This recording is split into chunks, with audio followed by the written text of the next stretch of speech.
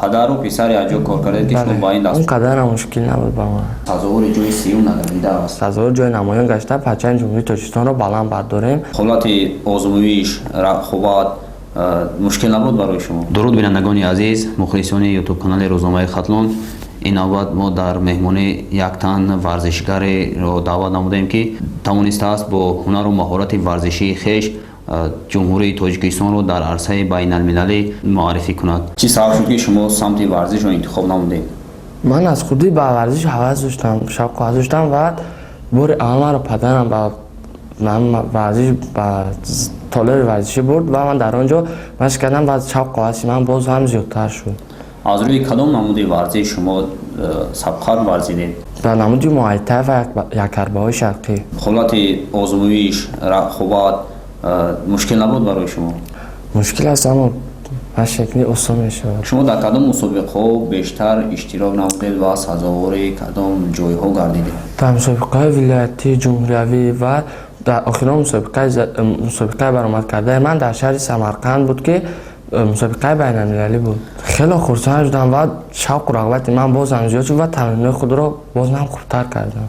خب استاد اولین شما کی بود در این سمت؟ اولین استاد من در این رشته موای تای، رشته نمود ورزش موای تای کامل جان حمیدوف بود که این نسخه‌های این نمود مشق را با من آموخت و بعدتر من باز با پسرش عزیز جان حمیدوف که با من باز یکربای شرقی را آموخت و نسخه‌های یکربای شرقی را با من پسرش عزیز جان حمیدوف آموخته است. یعنی با پدر و پسر اجا کار کردید که شما با این دستاوردها نایل گردیدید. بله. هنگام قوازوی نمودن با رقیب خود در شهر سمرقند با چی مشکلی ها روبرو شدید و رقیب شما از کدام دولت بود؟ رقیب من از شهر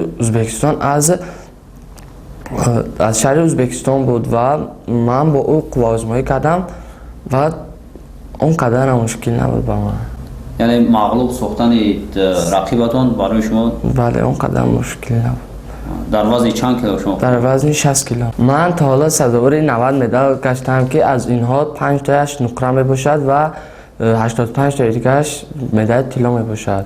از صحبت با این ورزشگر معلوم گردید که از سال 2013 در مسابقه‌های سطح جمهوری و ناحیه‌ای و بیرون از کشور در خارج اشتراک نمودنش سزاوار جای سیوم نگردیده است. تنها صاحب سزاوار جای دوم و یکم گردیده است. این هم خیلی دستاورد بزرگ است برای یک ورزشگر تاجیک. خب شما بگویید که در آینده شما چی نقشه‌ها دارید؟ در آینده باز مشق و تمرین رو خوب کرده در مسابقه‌های جهانی نیز اشتراک کردیم.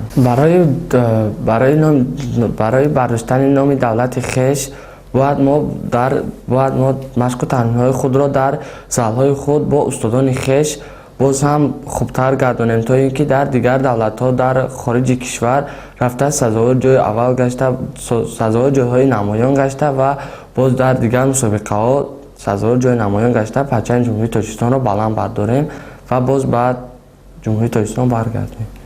خوب بینندگان عزیز، این بود صحبت با یک تن از ورزشگران موفق ولایت ختلان. با امید پدرود که تا بگوییم درود. خب